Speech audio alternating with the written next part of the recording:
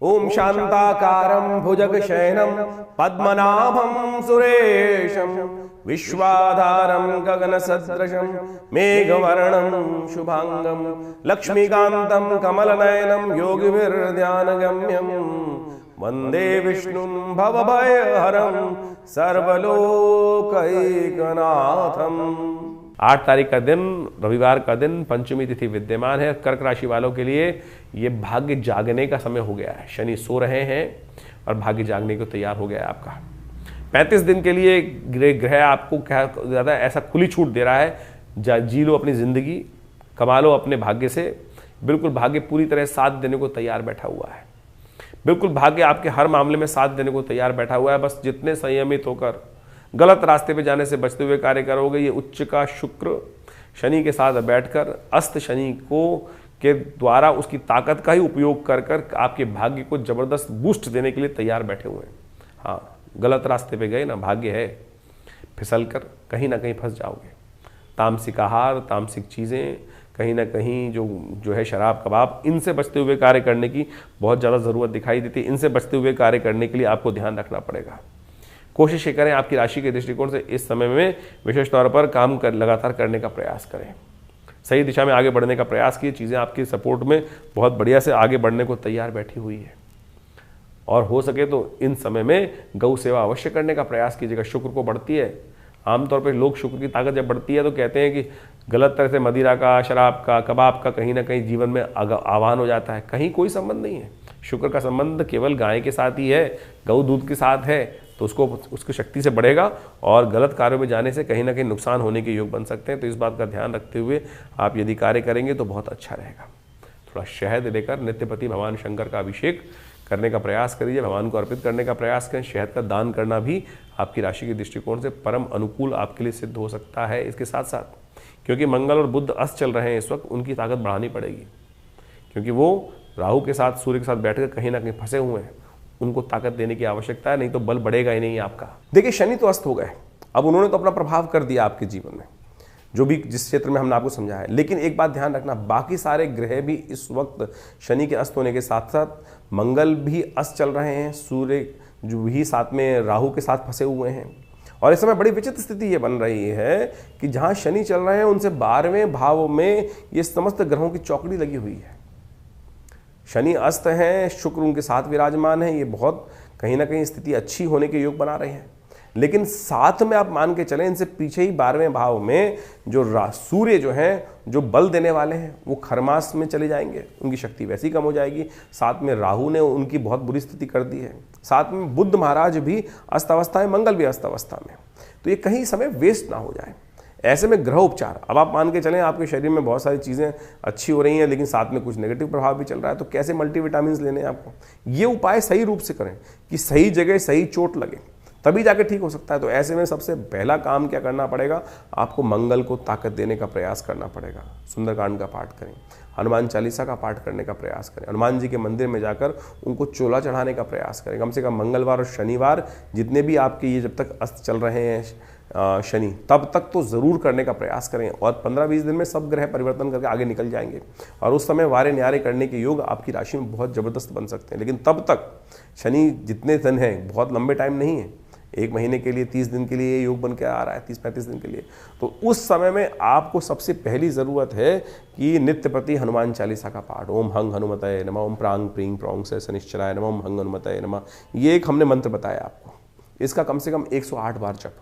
क्या है कि हमने संपुट लगा दिया है शनि के मंत्र पर, ओम हंग हनुमतये नमः, ओम प्रांग प्रींग प्रौंग से शनिश्चराय नमः, ओम हंग हनुमतये नमः। इससे क्या होगा कि शनि महाराज के नेगेटिव प्रभाव हटेंगे, जो और साथ साथ हनुमान जी की कृपा से शनि को ताकत मिलनी शुरू हो जाएगी। शनि के जो नेगेटिव प्रभाव है, शनि शुभ करने की तरफ आपको अग्रसित कर देगा। मंगल को भी ताकत दे देंगे हनुमान जी महाराज, हनुमान चालीसा का पाठ करने से। हो सके तो हनुमान जी को चूल्हा चढ़ाने का प्रयास कीजिए। नित्यपति भगवान सूर्य को जल अवश्य दीजिएगा। सूर्य इन दिनों विशेष तौर पर आप मान के चलें कि जिस नक्षत्र में चला गया है वो कहीं ना कहीं थोड़ी समस्याएं उत्पन्न करने के योग देने वाले हैं।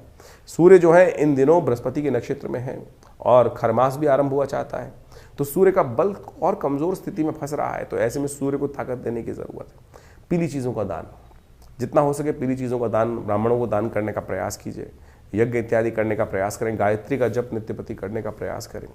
इन सब स्थितियों को लाभ लेने के लिए इन समस्त उपायों को अवश्य आप जितने करेंगे तो उतना कल्याणकारी योग आपकी राशि के दृष्टिकोण से बनता चलेगा। साथ में बुध भी अस्त चल रहे हैं और सूर्य राहु की युति चल रही है। तो ऐसे में इन समस्त ग्रहों के प्रभावों को आपको अच्छे से अपनी जन्मपत्री पे एनालाइज करने की आवश्यकता है। कहाँ कौन सी स्थिति में किन दशाओं के कारण से ये योग बनता दिखाई दे रहा है।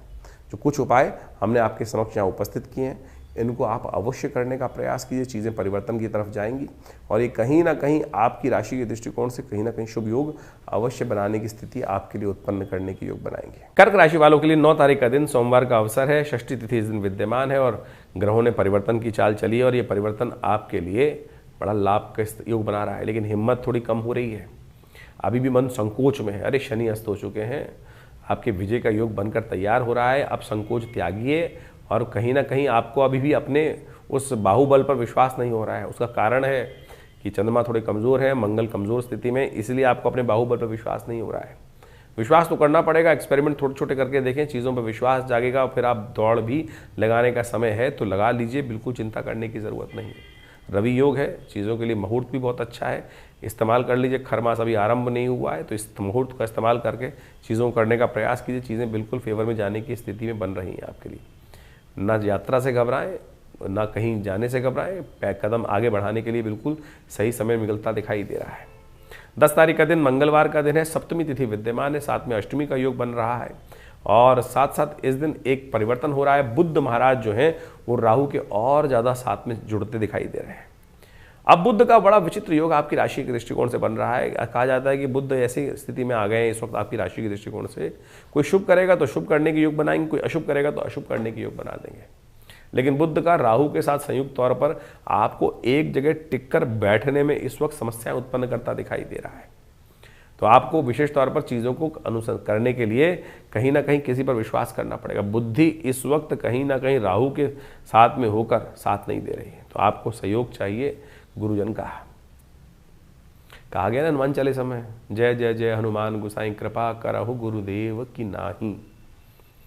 बुद्धि अपनी साथ में आती तो गुरुदेव की बुद्धि को इस्तेमाल करना चाहिए। हनुमान जी से बड़ा गुरु कौन है इस संसार में, उनका सपोर्ट कर लेने का प्रयास कीजिए। सुंदरकांड का पाठ, हनुमान जी का पाठ करिए, कृपा होगी। तो 10 तारीख को मंगलवार का सुंदर योग बन रहा है और ऐसे में ग्रहों की स्थिति आप समझें कि सूर्य ने के साथ में मंगल और राहु, साथ में बुध विराजमान है। सूर्य ने अस्त कर रखा है मंगल को भी, सूर्य ने अस्त कर रखा है बुध को, और ऐसे में साथ साथ राहु के साथ सूर्य की युति चल रही है। वो कहीं ना कहीं जो स्थितियां हैं थोड़ी सी विकट करती दिखाई दे रही है। आगे नववर्ष भी आरंभ हुआ चाहता है, जिसमें रुद्र नाम का नव संवत आरंभ होगा। 6 तिथि पर ये वर्ष आरंभ हो रहा है। तो ऐसे में इन समस्त ग्रहों को देखिए तो इससे आने वाले समय में कुछ ना कुछ नेगेटिव प्रभाव ज़्यादा दिखाई दे रहा है। यदि सार्वभौमिक तौर पर देखा जाए, विश्व के दृष्टिकोण से देखा जाए तो 2 ग्रहण पड़ के चुके हैं और इन सब ग्रहणों का प्रभाव भी कहीं ना कहीं वैमनस्य समाज में बढ़ाता दिखाई दे रहा है। राजनीतिक तौर पर अस्थिरता उत्पन्न करने के योग बना सकते हैं। रुद्र नाम का संवत कहीं ना कहीं आने वाले समय में विप्लवकारी योग बनाता दिखाई देगा, प्रलयंकारी योग बनाता दिखाई देगा इस पूरे वर्ष के अंदर। तो देखिए विश्व युद्ध की तरफ पूरा विश्व जो है फिर दोबारा एक तरह से खड़ा होता दिखाई दे रहा है। और जिस प्रकार से अमेरिका का पूरा वर्चस्व पूरे विश्व में अपनी एक अननेसेसरी की हेगड़ी दिखाता दिखाई दे रहा है, ग्रहों का प्रभाव भी वो कहीं ना कहीं विस्फोटक योग आगे आने वाले समय में उत्पन्न करने की योग बना सकता है। तो कोशिश करें, इन सब ग्रहों का प्रभाव पूरे विश्व तो है ही है, मानस पर भी, व्यक्ति के जीवन पर भी पड़ता दिखाई दे रहा है। ये जो राहु का परिवर्तन सूर्य के साथ युति है, किसी पूरे विश्व के लिए नहीं, हर राशि में कहीं ना कहीं पड़ रहा है उसका प्रभाव। तो ऐसे में आपकी राशि के दृष्टिकोण से भी जो प्रभाव है वो हमने आपको समझाया। उन सबको ठीक कैसे किया जाए, उन सबको ठीक करने के लिए भगवान के नाम का आराधना। और हमारी दृष्टिकोण से इस समय में मंगलवार का सुंदर योग पड़ रहा है और साथ साथ सप्तमी अष्टमी का सुंदर योग विराजमान है। ऐसे में तो हनुमान जी का सुंदर स्तवन करें। हमने विवेकानंद योगाश्रम में इस दिन नवग्रह शांति महायज्ञ का सुंदर आयोजन किया है, जिसमें सुंदरकांड का पाठ रहेगा, हनुमान जी की कृपा के निमित्त हनुमत यज्ञ रहेगा, नवग्रह शांति महायज्ञ रहेगा और साथ साथ हमारे आश्रम पे जो सिद्ध माँ भगवती की प्रतिमा है, जो मुल्तान से भगवती यहाँ पर पधारी 500 साल पुरानी सिद्ध प्रतिमा है, उनके सानिध्य में बैठकर सुंदर भगवान का स्तवन, हनुमान जी का सुंदर चूल्हा चढ़ने की व्यवस्था, सुंदरकांड का पाठ रहेगा, भंडारा रहेगा, सवामनी का भोग रहेगा, तो आप सब इस कार्यक्रम में सम्मिलित हों। शाम को 6 बजे से लेकर करीब रात्रि में 10 बजे तक ये कार्यक्रम है और यहाँ कोई फीस नहीं ली जाती। बहुत सारे लोग इस बात पे फंस जाते हैं कि आश्रम में कोई फीस बैठने के लिए, अरे कोई सब भगवान की कृपा से आप आइए माँ भगवती के सानिध्य में।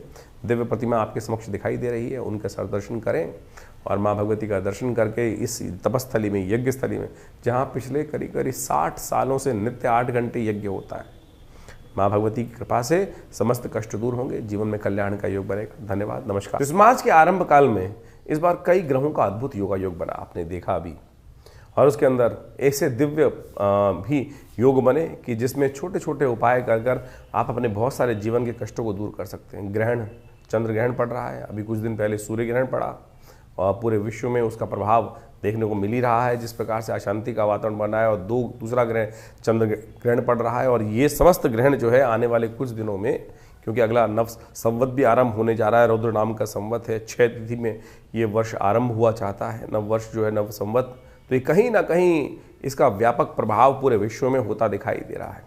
6 तिथि से रुद्र नाम का संवत आरंभ होगा तो उसका प्रभाव पूरे विश्व में अशांति का वातावरण बनता दिखाई देगा। विश्व युद्ध का पूरा सामंजस्य स्थापित होकर ग्रहों ने योगा योग जिस प्रकार का बनाया है वो सामने उपस्थित है। शनि अपने पूर्ण रुद्र रूप में आने वाले हैं अभी कुछ दिन में, अभी तो अस्तावस्था में हो गए हैं। ये अस्तावस्था में होने के बाद कहीं ना कहीं कई राशियों पर उसका प्रभाव अलग अलग प्रकार का होगा। आपने अपनी राशि का प्रभाव समझा भी, तो आप कोशिश ये करें इन दिव्य दिनों में जो जो उपाय जब जब बनते हैं, चाहे वो होली पर, चाहे वो ग्रहण के टाइम पर, यदि और या शनि के अस्त होने के प्रभाव के अनुसार से आप अवश्य करने का प्रयास करें। भारतीय संस्कृति में इन समस्त गणनाओं को समझने का बहुत सुंदर जो कृत्य किया गया है, जिसके द्वारा ज्योतिष विज्ञान के माध्यम से इन ग्रह गणनाओं, काल गणनाओं को समझने का रास्ता बनाया गया है। ये वास्तविक तौर पर माने ये जीवन में चमत्कार उपस्थित करता है।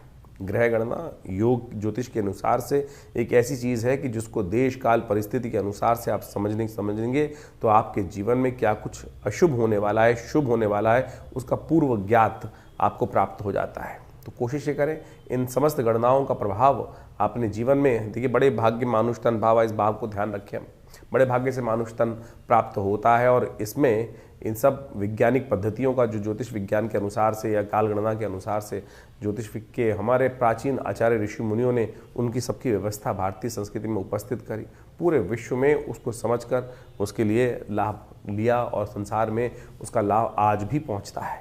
तो कोशिश ये करें, विडंबनाओं में तो इस संसार में अनेक प्रकार से लोग डालने का प्रयास करते हैं।